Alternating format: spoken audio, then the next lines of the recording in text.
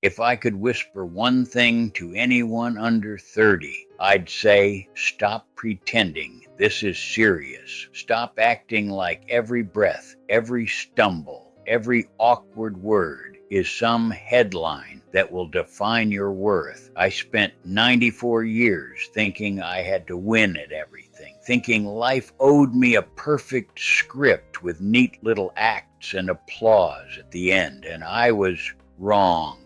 Dead wrong. It cost me friends I never got back. It cost me love I barely understood. It cost me mornings I'll never see again. Mornings I could have spent laughing, watching the sunlight spill across the kitchen floor, or hearing my children bicker over breakfast cereal, but I didn't. I was busy being serious. My name is Walter. I'm 94 now, sitting in a house that creaks and groans under its own age like some old ship beached too long. Every floorboard, every hinge, every drafty corner feels like a memory pressing against me, reminding me that time never forgives. I was born in a small town in Maine where winters were merciless and summers disappeared like a sigh you barely catch. Snow would pile in drifts taller than a boy, and the wind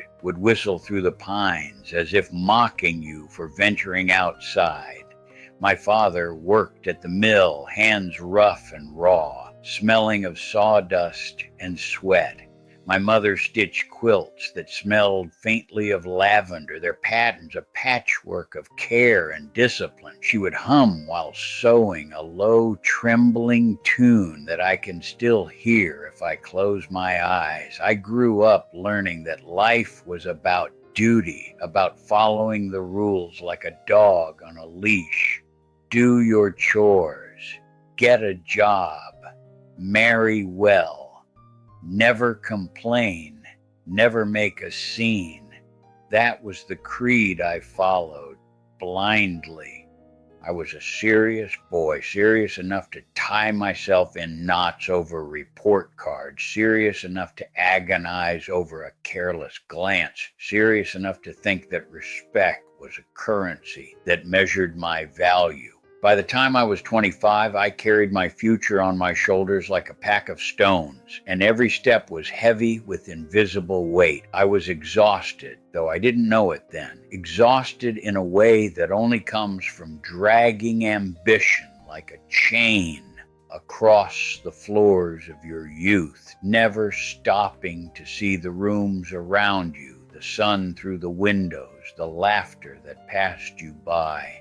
I married Helen when I was 28. She was gentle, soft-spoken, and her laugh, God, her laugh, could make a room warm, even in the dead of winter. But I didn't fully see her. Not really. I was climbing ladders I didn't even want to climb, chasing promotions, accolades, money, the illusion that if I achieved enough, if I conquered enough, life would finally forgive me for my mistakes.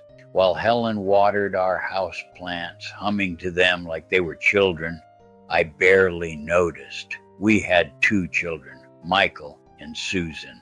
I remember missing Michael's first steps because I was too busy with work.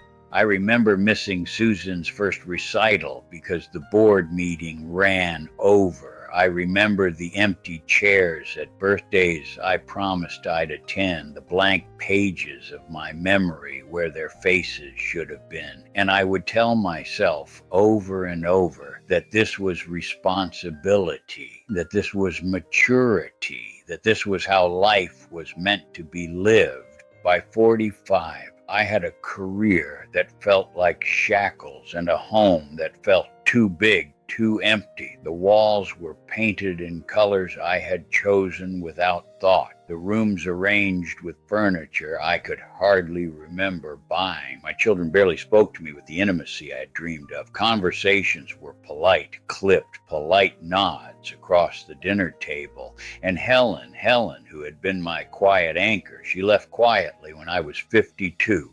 No arguments, no dramatics, just a suitcase by the door and a note folded neatly on the kitchen counter.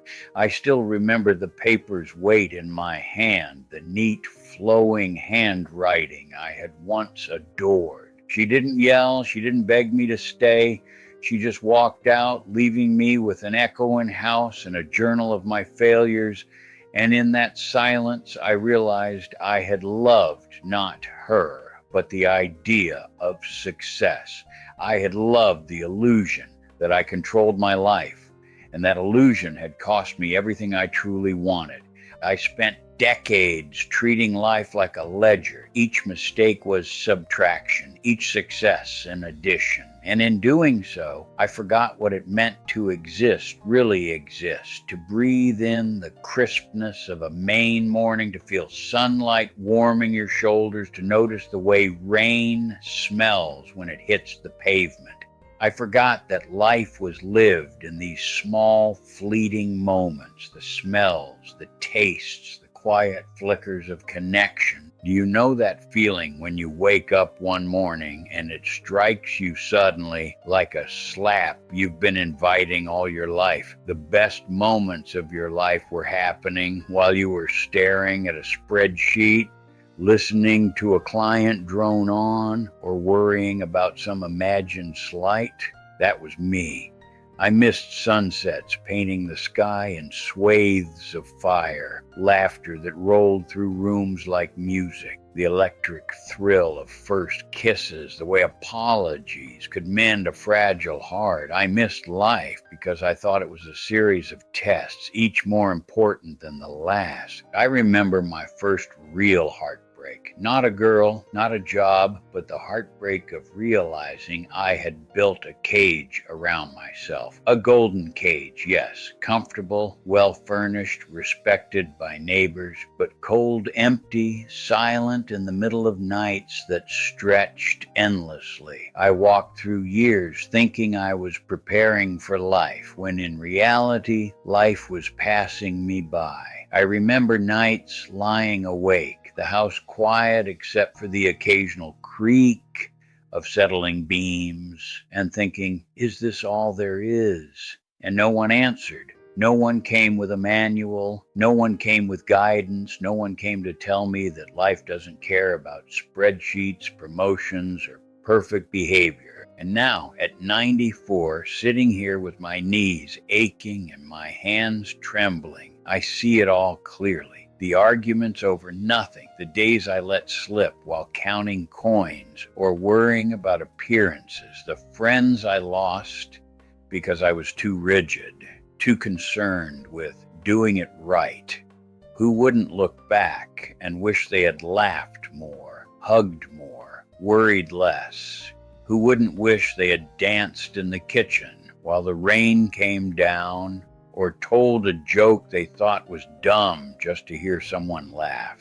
Here's the truth I learned far too late. Life isn't serious. Life isn't a competition. Life doesn't care about your plans, your schedule, your perfect little routines, or your fragile ego. You can fight, you can chase, you can worry yourself into a fever. Nothing changes the truth. Time keeps moving, seasons pass, children grow, friends die, and every little thing you think matters doesn't. I spent years fearing judgment, worrying about how I was seen, trying to prove to anyone who looked at me that I had done it right, and all it did was make me stiff, rigid, a brittle old oak trying to resist the wind. And oh, how I broke. I broke in ways that could have been avoided if only I had bent, if only I had danced, if only I had laughed, if only I had let myself fall just a little without fear. I remember one afternoon when I was 67. My knees were failing. My heart raced from a mild heart attack, the kind that leaves you half alive, half scared. I lay in a hospital bed staring at the peeling ceiling tiles, listening to the distant hum of monitors and the soft shuffle of nurses' feet. And suddenly it hit me like cold water. The world didn't stop for me. My office didn't crumble. People lived, laughed, moved forward without me. The sun still came up. Birds still sang their messy songs. The wind still ruffled the leaves, and I had spent decades treating life as if it were a ledger of obligations when it was really a playground I had ignored. So listen closely if you'll let an old man speak. Don't take it so seriously. The mistakes, the awkward moments, the small tragedies, they are the game. They are the paint on your hands after you try to bake something new. They are the music in your ears when a neighbor plays a song you once loved. They are the laughter in your chest that makes it hurt a little in the best way possible. Stop hoarding approval. Stop measuring yourself against shadows, against expectations that are not your own. No one is keeping score. No one remembers your wins or losses the way you do. Those trophies, they gather dust. Those promotions, forgotten. That argument, a memory you can let go if you only let yourself. Play the game. Ask for forgiveness before it's too late. Hug someone, even if your back aches. Laugh until your stomach hurts. Fall in love, even if it's messy. Make mistakes, glorious, terrible, wonderfully messy mistakes.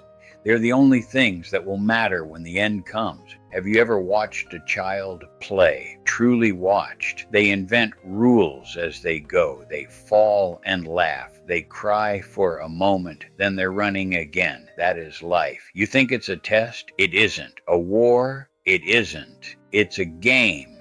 And the point is to play, to move, to feel, to let yourself be caught in it. You cannot take your money, your possessions, your accolades with you. They are tokens, illusions, things that vanish the moment your eyes close for the last time. What you take is experience. What you take is the feeling of having lived fully, even imperfectly. What you take is the warmth of someone's hand in yours, the smell of rain on the sidewalk, the taste of bread you baked yourself, burnt crusts and all. At 94, I have learned the ultimate cheat code. Bend, don't stiffen. Dance when the wind comes. Laugh when you lose. Cry when your heart breaks. Love when it terrifies you. That is how you survive. That is how you matter. That is how you play. I am nearing the end now. My hands shake more than they used to. My vision blurs in ways that make the world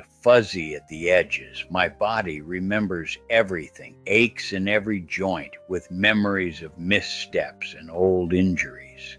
The days ahead are short. That's why I speak to you now, not to lecture you on what I did wrong, but to beg you. Please don't wait 94 years to realize that the controller was in your hand the whole time. Don't wait for the screen to go black to notice you forgot to play. Take a deep breath. Feel it move through your chest and stomach. Look around you. See the leaves, the sky, the laughter you hear from somewhere far off. Smile, even if it's a little crooked. Step into the rain. Make a mess. Tell the truth.